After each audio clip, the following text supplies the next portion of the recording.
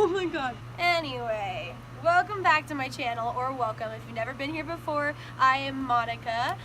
Today I'm going to be doing a thrift haul and DIY video. I've actually been working on this video for like 3 weeks now because it's just been taking so long to do all the DIYs, as well as I just moved out of my house into a new apartment, so that was a little crazy. But it's finally here. I'm really proud of the stuff that I made, and I think the video is pretty fun. So right now we're going to go ahead and start with a thrift haul that I did with Brandon and my little brother Weston, and then it's going to go straight into the tutorial, so keep watching till the very end. Click the like button, leave a comment down below if you try any of these, or tag me in my social media, which will be at the end of the video, and have an awesome day. I hope you have fun watching this. Bye! Let's hold up things. Thumbnail. Hi. Alright, let's do a little thrift haul of what we bought at Goodwill. Let's start with apartment stuff, okay? So two things we're not DIYing are this little mason jar. Guess the price. Go. Weston, do you have a guess? Oh, Weston should guess the price. Guess the price. $3. $4. $4. $3.99. Good job. Other thing we're not DIYing is this set of bowls. They're like black and have these little kind of Aztec-y things etched inside of them. We got 9 of them for How much did all this? $31. $31. $12. Next, What? are these. $1. This is kind of breakable. It's this tan ceramic pot. I think we're also going to paint this probably white and then put like some acrylic gloss over it so it looks like a glassy, even though it's ceramic. Guess the price. $2. It's $4. It also has a crack in it, so I hope it doesn't crack. Say crack again. Crack. This we're going to take, I think we're going to do kind of not the exact same thing, but make this bamboo border like glossy to just fix it up. Maybe stain it first and do like probably a plant drawing. Guess the price. $5. $5! Yes! Good job! This is actually a men's shirt. It's like a polyester shirt with these white details on the side. I'm going to do a super simple, like, crop it, add some more stitching to emphasize the detail on it. Guess the price? $6. Close. $7. Yeah. And then the last thing, which I think is the best thing, is this dress. I'm going to try to make it into like a 2-piece set. Guess the price. $9. $10. $5. Go in the No. wrong direction. It was $13. Oh. What's your favorite thing that you've got?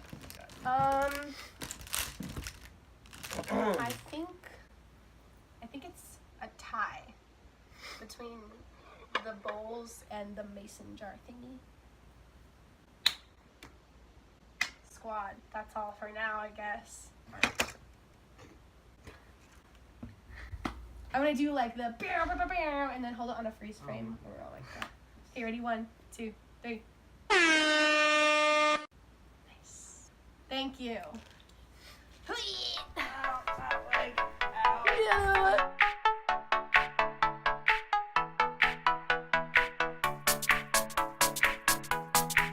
Alright, so this process is pretty self-explanatory. All you have to do is take any white acrylic paint that you have and just start painting over the entire vase. It took me like 2 layers because the first one was really blotchy. Here's me doing the second layer the next day. This is the paint I used. I think we just bought it at Hobby Lobby. It's just any kind of white acrylic paint that you have is going to work really well.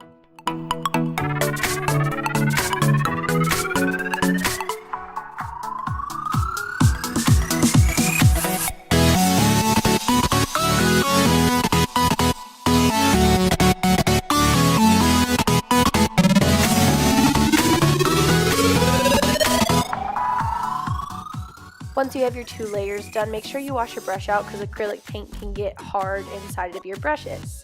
This is what the vase looked like after the 2 layers of paint.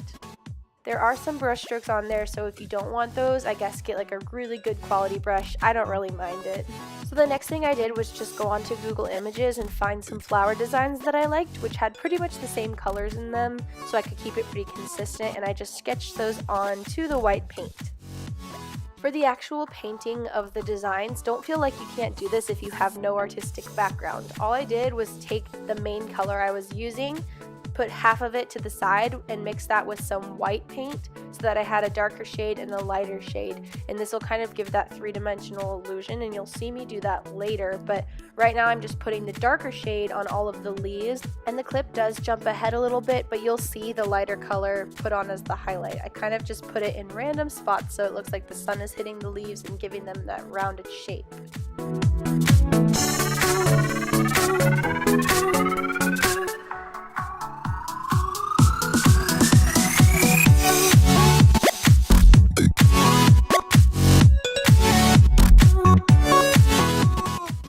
So there's that really simple highlight on the leaves, and for the flowers you actually want to do the lighter color first, as you can see, just around the outsides, and leave the white on the insides to differentiate the petals. Then use that darker shade to really give some definition to the outsides of the flowers and kind of add that extra dimension.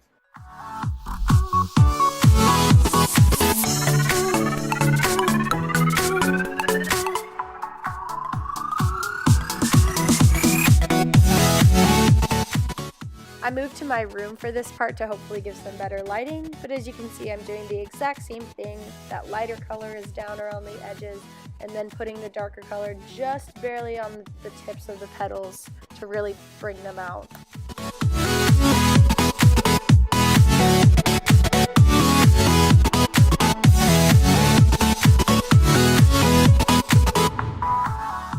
Also, just keep in mind that what you're painting doesn't have to be perfectly matching the image that you chose. At this point, I wasn't even really using the image. I kind of just used the sketch as a guide and then was putting the lighter and darker shades on, and that created the effect I needed. At this point, I had done a little bit of work off camera because I needed to hold the vase like really close to my face to get those tiny lines in, but now I'm just adding in an extra brown shade. I actually just freehanded these last little leaves because I felt like it needed another color in there that was a little more grounding.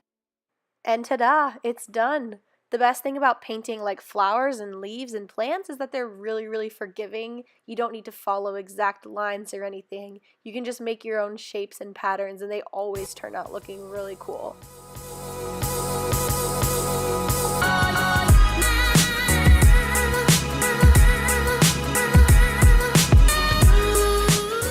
This one is super easy. All you have to do is start with any kind of wood stain that you have. Just make sure it's either the same shade or darker than the wood that you're staining. And always put down a t-shirt or some kind of cloth behind it because you don't want to stain the surface you're working on.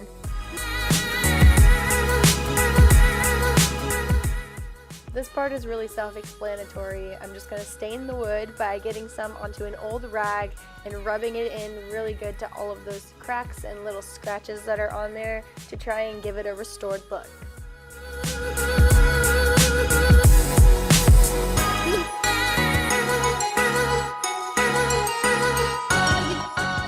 You can see that kind of glossy effect that it's giving it. I thought this was just temporary because it was wet with the stain solution still, but it actually stuck around with that shine after it was completely dry.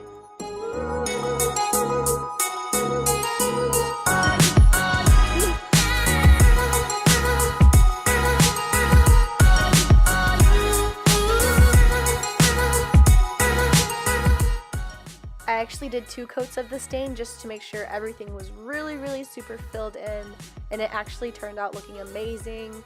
All those scratches are filled and everything is the same color now with that glossy effect. To go inside the frame, I wanted to do a botanist illustration, and I decided to use a bunch of plants from my backyard to kind of bring that piece of home with me. Really, I just took random pieces and leaves from different plants and tried to find some with roots and some that were just leaves to create a really interesting image.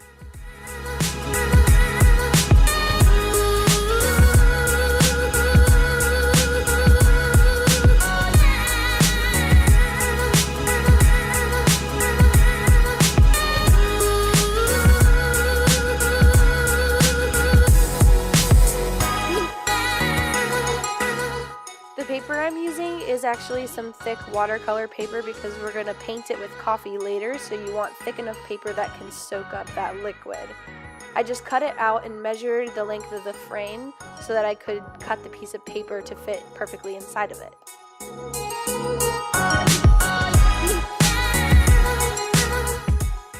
Once that paper was cut to size, I just traced the same shape onto regular printer paper and started laying out my leaves onto that piece to kind of give me a guide of where I wanted everything to go.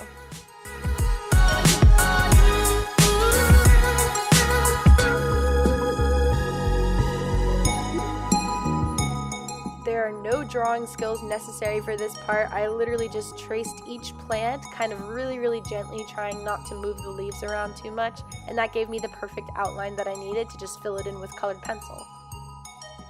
Next, we're going to just go brew some coffee and paint that onto the paper to give it that kind of rustic old look.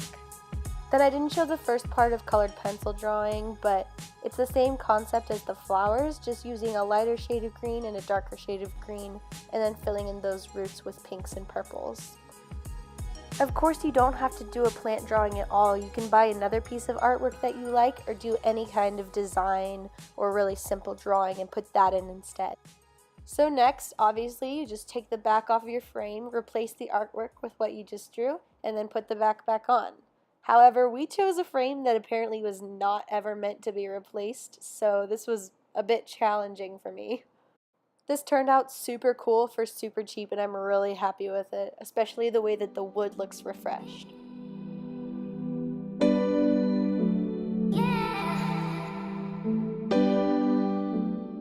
So this is the shirt as I was trying it on. You could totally just tie it up like that. I think it's really cute. But for this, I chose to crop it instead and then do the little embroidering around the outsides. Before you cut the shirt, I suggest trying it on and just measuring out what length you want it to fall on you, and then just fold it at that seam and cut along the line.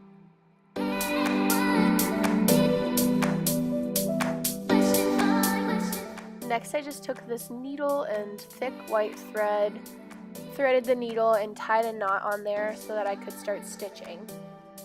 I started with the sleeves of the shirt and just folded a cuff up and then used the needle to create kind of an X pattern that you'll see in this time lapse, just going in one way, out the other, and then crisscrossing it back around. It's really simple once you get the hang of it, and then you get this cute little X design that you repeat all the way around the cuff of the shirt.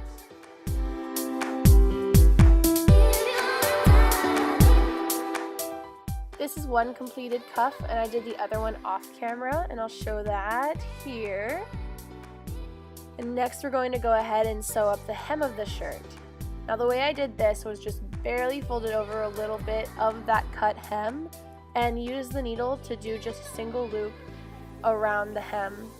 So it goes in one way, and then you pull it all the way around the edge of the shirt and go in the same direction to create that loop that holds it all together.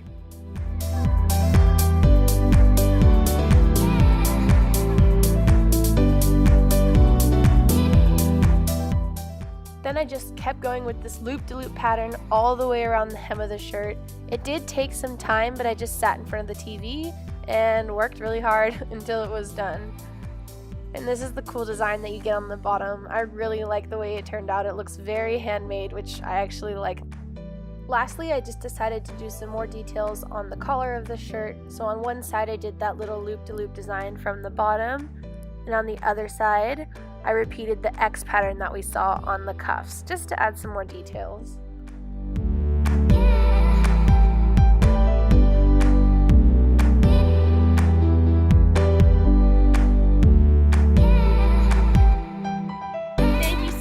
Watching. I hope this video was helpful and inspired you to create some DIYs of your own.